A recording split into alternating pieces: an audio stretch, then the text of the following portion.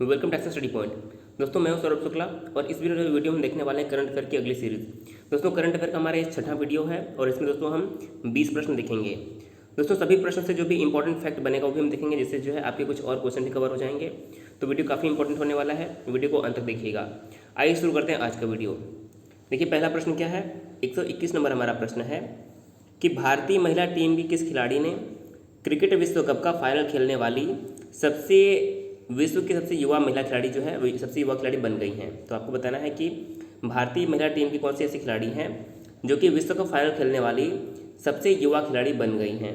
तो देखिए काफ़ी इंपॉर्टेंट ये प्रश्न है, तो हमारा सही आंसर हो जाएगा option number A Shefali Verma. देखिए जो शेफाली वर्मा थी, इन्होंने जो है इस बार जो विश्व कप में भाग लिया था और यह विश्व कप में भाग लेने वाली और विश्व कप की फाइनल खेलने वाली सबसे युवा खिलाड़ी जो है बन गई हैं। जब इन्होंने फाइनल खेला था तो इनकी उम्र थी 16 वर्ष 40 दिन, याद रखना है 16 वर्ष 40 दिन। और जो इस बार का क्रिकेट विश्व कप था वह ऑस्ट्रेलिया के मेलबर्न क्रिकेट ग्राउंड में खेला गया था। तो ये पॉइंट आपको याद रखना है। और शेफाली वर्मा जो है विश्व की सबसे युवा खिलाड़ी बन गई हैं जिन्होंने क्रिकेट विश्व कप का फाइनल खेला है। तो ऑप्शन नंबर ए हमारा यहाँ पर करेक्ट हो जाएगा। हालांकि भारत फाइनल मैच में 85 रनों से ऑस्ट्रेलिया से हार गया था, ये भी आपको बात याद रखनी है। अगला प्रश्न देखिए क्या है, दूसरा प्रश्न 122 नंबर। 8 मार्च 2020 को ऑस्ट्रेलिया ने भारत को कितने रन से हराते हुए 5वीं बार T20 महिला क्रिकेट विश्व कप का खिताब जीत लिया। तो देखिए बताना है कि ऑस्ट्रेलिया ने भारत को कितने रन से हराकर खिताब जीता। तो हमने अभी आपको बताया, देखिए ऑस्ट्रेलिया ने फाइनल में जो है भारत को 85 रन से हराकर 5वीं बार जो है महिला क्रिकेट T20 विश्व कप जो है खिताब अपने नाम कर लिया। तो हमारे यहाँ पर ऑप्शन नंबर बी करेक्ट हो जाएगा। अब देखिए बात यहाँ पर आई है ऑस्ट्रेलिया की, क्योंकि जो ये वर्ल्ड कप फाइनल हुआ था ये ऑस्ट्रेलिया में हुआ था। तो हम पहले ऑस्ट्रेलिया के बारे में कुछ बातें जान लेते हैं। देखिए जो ऑस्ट्रेलिया की राजधानी क्या है, ऑस्ट्रेलिया की राजधानी है कैनबरा और यहाँ के जो वर्तमान प्रधानमंत्री हैं उनका नाम है स्कॉट मॉरिसन। अगर हम ऑस्ट्रेलिया के बारे में और बात करें, देखिए ऑस्ट्रेलिया की खोज किसने की थी आपको याद रखना है। ऑस्ट्रेलिया की खोज की थी 1770 में कैप्टन कुक ने, कई बार एग्जाम में पूछा हुआ क्वेश्चन है। तो कैप्टन कुक ने ऑस्ट्रेलिया की जो खोज है 1770 में की थी। और ऑस्ट्रेलिया को जो है स्पोर्ट्स कैपिटल के नाम से भी जाना जाता है। ऑस्ट्रेलिया को स्पोर्ट्स कैपिटल के नाम से भी जाना जाता है क्योंकि यहाँ की जो अधिकांश जनता है अपने अधिकांश दिन में जो है खेल में व्यस्त रहती है, इसलिए इसे स्पोर्ट्स कैपिटल भी कहते हैं। आइए अगला प्रश्न देखते हैं। अगला प्रश्न है अंतर्राष्ट्रीय महिला दिवस निम्न में से किस दिन मनाया जाता है। मोस्ट इंपॉर्टेंट प्रश्न है और बहुत ही ईजी है, आपको याद भी होना चाहिए। तो देखिए जो अंतर्राष्ट्रीय महिला दिवस है वो प्रत्येक वर्ष 8 मार्च को मनाया जाता है। 8 मार्च को प्रत्येक वर्ष अंतर्राष्ट्रीय महिला दिवस मनाया जाता है। तो यहाँ पर हमारा ऑप्शन नंबर जो डी है बिल्कुल राइट आंसर हो जाएगा। अगला प्रश्न देखिए, किस राज्य सरकार ने हाल ही में राम वन गमन पथ निर्माण के लिए ट्रस्ट गठित करने का निर्णय लिया है। तो देखिए किस राज्य की सरकार ने राम वन गमन पथ का जो है निर्माण करने के लिए एक ट्रस्ट का जो है निर्णय लिया है बनाने का। तो यहाँ पर हमारा सही आंसर हो जाएगा ऑप्शन नंबर सी, मध्य प्रदेश की सरकार ने जो है राम वन गमन पथ बनाने के लिए एक ट्रस्ट गठित करने का निर्माण लिया है। अब देखिए यहाँ पर बात आई है मध्य प्रदेश की, तो हम मध्य प्रदेश के बारे में जान लेते हैं। मध्य प्रदेश की राजधानी क्या है, भोपाल। मध्य प्रदेश के वर्तमान मुख्यमंत्री कौन है, शिवराज सिंह चौहान। और यहाँ की आपको गवर्नर का नाम याद रखना है क्योंकि यहाँ के जो राज्यपाल थे लालजी टंडन, उनका हाल ही में जो है निधन हो गया। तो आपको पहले याद रखना है कि लालजी टंडन का जो है हाल ही में निधन हो गया है। और इनकी मृत्यु कहाँ पर हुई आपको याद रखना है। देखिए जो लालजी टंडन यहाँ के राज्यपाल थे, इनकी मृत्यु हुई है लखनऊ में। लालजी टंडन की मृत्यु कहाँ पर हुई है, हाल ही में लखनऊ में। और जो उत्तर प्रदेश के राज्यपाल आनंदीबेन पटेल हैं, उन्हें जो है मध्य प्रदेश के राज्यपाल का अतिरिक्त प्रभार दिया गया, जिन्हें आनंदीबेन पटेल को। तो ये पॉइंट आपको याद रखना है। इसके अलावा अगर हम मध्य प्रदेश को करंट से और जोड़ें तो देखिए यहाँ पर हाल ही में सबको रोजगार मिलेगा योजना शुरू किया गया। कहाँ पर, मध्य प्रदेश में जो है सबको रोजगार मिलेगा योजना शुरू किया गया है। तो ये प्रश्न आपके लिए इंपॉर्टेंट हो जाता है। अगला प्रश्न देखते हैं। अगला प्रश्न है कि केंद्रीय सूचना आयोग का नया मुख्य सूचना आयुक्त किसे नियुक्त किया गया है। तो जो केंद्रीय सूचना आयोग है इसका मुख्य सूचना आयुक्त किसे नियुक्त किया गया है, मोस्ट इंपॉर्टेंट प्रश्न है।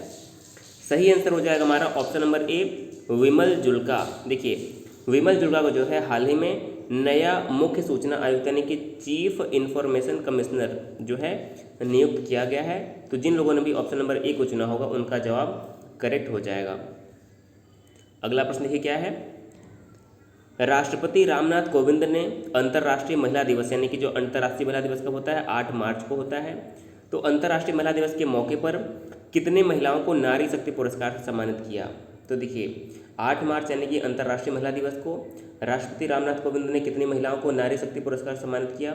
तो यहाँ पर हमारा सही आंसर हो जाएगा 15 महिलाओं को जो है राष्ट्रपति ने नारी शक्ति पुरस्कार से सम्मानित किया। और कब किया? अंतर्राष्ट्रीय महिला दिवस के दिन यानी कि 8 मार्च को हमारा यहाँ पर राइट आंसर हो जाएगा। अगला प्रश्न ये क्या है? हिंद महासागर आयोग में 5वें पर्यवेक्षक यानी कि ऑब्जर्वर के रूप में निम्न में से किस देश को शामिल किया गया है? यानी कि जो हिंद महासागर आयोग है इसमें 5वें ऑब्जर्वर यानी कि जो 5वां पर्यवेक्षक बनेगा उसके लिए किस देश को शामिल किया गया है? तो सही आंसर हमारा यहाँ पर हो जाएगा भारत को शामिल किया गया है। हिंद महासागर आयोग में 5वें पर्यवेक्षक के रूप में भारत को शामिल किया गया है। तो यहाँ पर हमारा ए जो है मोस्ट इंपॉर्टेंट हमारा करेक्ट आंसर हो जाएगा। अगला प्रश्न देखिए,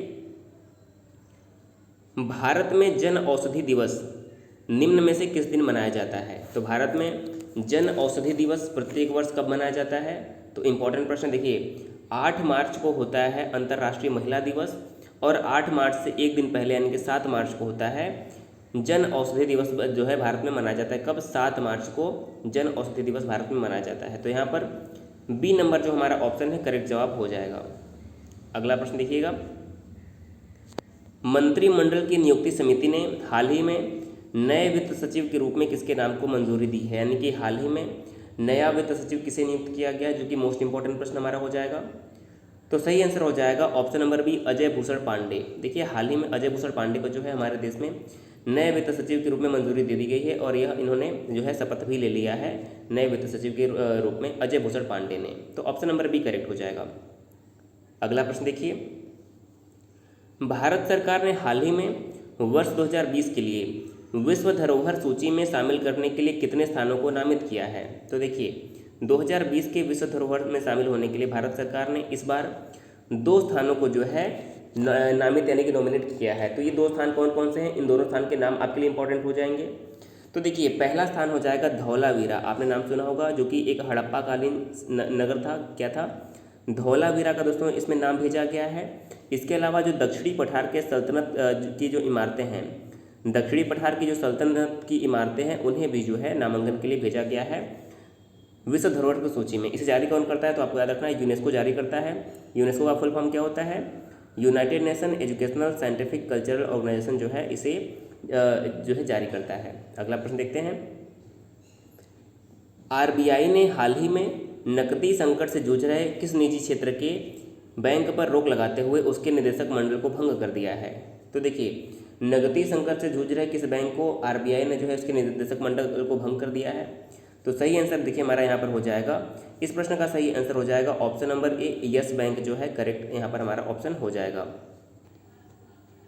तो देखिए करेक्ट आंसर क्या हो जाएगा हमारा? ऑप्शन नंबर ए करेक्ट हो जाएगा यस बैंक। और हम बात करें कि वर्तमान में यस बैंक के सीईओ कौन है? तो देखिए आपको नाम याद रखना है, वर्तमान में यस बैंक के सीईओ है प्रशांत कुमार। क्या नाम है? प्रशांत कुमार जी जो है वर्तमान में यस बैंक के सीईओ हैं। अब देखिए ये निदेशक मंडल को भंग किया था आरबीआई ने। तो पहले हम आरबीआई के बारे में कुछ जान लेते हैं।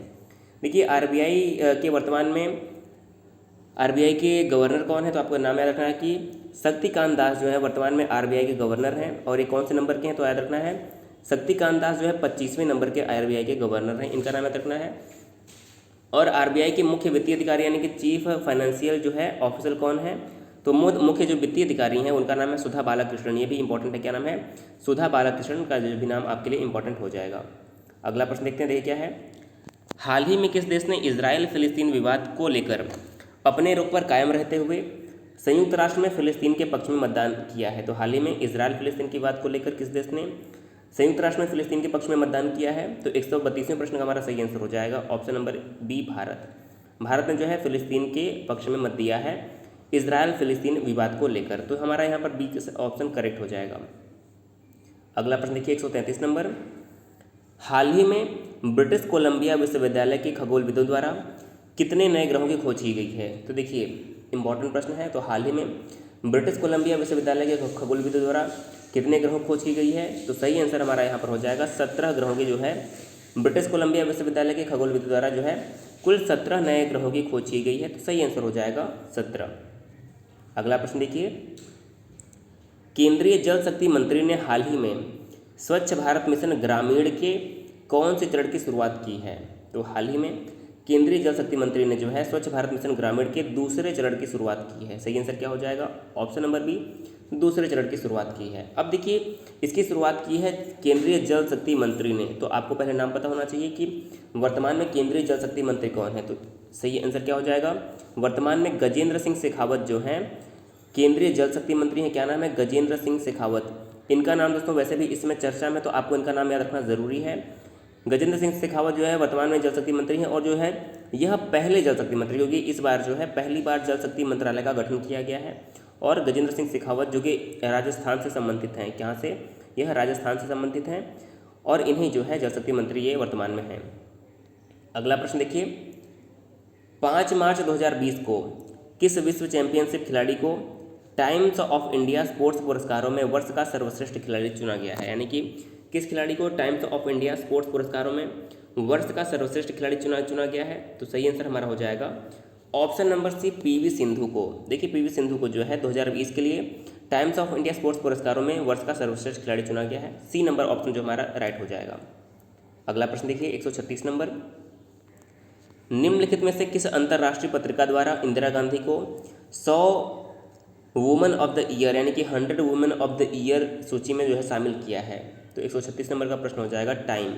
देखिए, जो टाइम की पत्रिका है उसने 100 प्रतिभाशाली यानी कि जो 100 प्रभावशाली महिलाओं की सूची थी उसमें इंदिरा गांधी को भी शामिल किया। तो हमारा ऑप्शन नंबर बी यहाँ पर राइट हो जाएगा। अगला प्रश्न देखिए, नासा द्वारा जुलाई 2020 में निर्धारित मंगल मिशन के लिए बनाए गए रोवर का नाम क्या रखा गया है? तो देखिए, जो नासा द्वारा जुलाई 2020 में मंगल मिशन के लिए जो रोवर बनाया गया उसका नाम क्या रखा गया है? तो हमारा इसका सही आंसर हो जाएगा ऑप्शन नंबर डी, परसिवरेंस। क्या नाम रखा गया है? रोवर का नाम रखा गया है perseverance. Option number D correct हो जाएगा। अब देखिए, जो ये योजना थी वो नासा की थी। तो नासा के बारे में आपको याद रखना है, नासा का फुल फॉर्म क्या होता है? National aeronautics and space administration. इसका नाम है national aeronautics and space administration. यह यूएसए यानी कि अमेरिका की जो है अंतरिक्ष एजेंसी का नाम है। तो ये आपको याद रखना है। अगला प्रश्न देखिए, वैज्ञानिकों द्वारा किए गए शोध के अनुसार किस पौधे से जुड़े एंडोफाइटिकैक्टिनो बैक्टीरिया इन पौधों के विकास तथा कवकनाशी गतिविधियों को बढ़ावा देते हैं? तो सही आंसर क्या हो जाएगा 138 नंबर प्रश्न का? चाय के पौधे जो है हमारा यहाँ पर ऑप्शन नंबर ए बिल्कुल राइट आंसर हो जाएगा। अगला प्रश्न देखिए, 139 नंबर प्रश्न, गूगल ने निम्नलिखित में से किस भारतीय शहर में 2021 तक अपना अगला क्लाउड क्षेत्र खोलने की घोषणा की है? तो गूगल ने किस भारतीय शहर में 2021 तक अपना अगला क्लाउड क्षेत्र खोलने की घोषणा की है? तो यहाँ पर हमारा सही आंसर हो जाएगा ऑप्शन नंबर डी, दिल्ली। देखिए, जो हमारी राष्ट्रीय राजधानी दिल्ली है वहीं पर गूगल जो है 2021 तक अपना नया क्लाउड क्षेत्र खोलने की घोषणा की है। तो सही आंसर हो जाएगा दिल्ली। अब देखिए, बात है गूगल की, तो गूगल के आपको सीईओ का नाम पता होना चाहिए। गूगल के वर्तमान में सीईओ कौन है? तो सुंदर पिचाई जो है वर्तमान में गूगल के सीईओ हैं, सुंदर पिचाई। और आज का हमारा अंतिम प्रश्न है, बांग्लादेश बौद्ध कृष्टि प्रचार संघ के प्रमुख का क्या नाम था, जिनका हाल ही में निधन हो गया? देखिए, तो बांग्लादेश बौद्ध कृष्टि प्रचार संघ के जो प्रमुख थे इनका हाल ही में निधन हो गया है। तो इनका नाम आपको बताना है कि इनका नाम क्या था। देखिए, तो सही आंसर हमारा क्या हो जाएगा? यहाँ पर हमारा करेक्ट आंसर हो जाएगा ऑप्शन नंबर ए सही हो जाएगा, शुद्धानंद महात्रो। सही आंसर क्या हो जाएगा? शुद्धानंद महात्रो जो है हमारा करेक्ट आंसर हो जाएगा ऑप्शन नंबर ए। अब देखिए, यहाँ पर बात आई है बांग्लादेश, यानी कि बांग्लादेश के थे। तो बांग्लादेश के बारे में हमको जान लेते हैं। बांग्लादेश की राजधानी क्या है?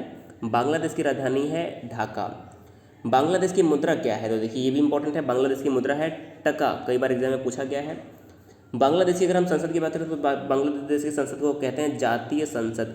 बांग्लादेश की संसद का नाम है जातीय संसद, ये भी याद रखना है।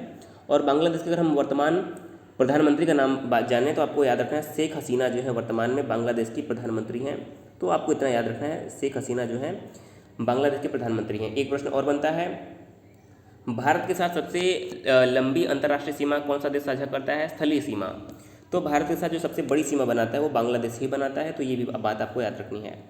तो दोस्तों, इस वीडियो में हमने आपको 20 प्रश्न दिए करंट अफेयर के, जो कि इंपॉर्टेंट थे। आपको ये वीडियो कैसा लगा हमें कमेंट करके जरूर बताइएगा। अगर आपको वीडियो अच्छा लगता तो ये सीरीज हम स्टार्ट रखेंगे, क्योंकि आपको जो इंपॉर्टेंट करंट अफेयर है यहाँ से मिलते रहेंगे। दोस्तों, वीडियो पसंद आया तो वीडियो को शेयर जरूर करिएगा। चैनल पर अगर नए आए हैं तो सब्सक्राइब कर दीजिएगा। वीडियो देखने के लिए बहुत बहुत धन्यवाद।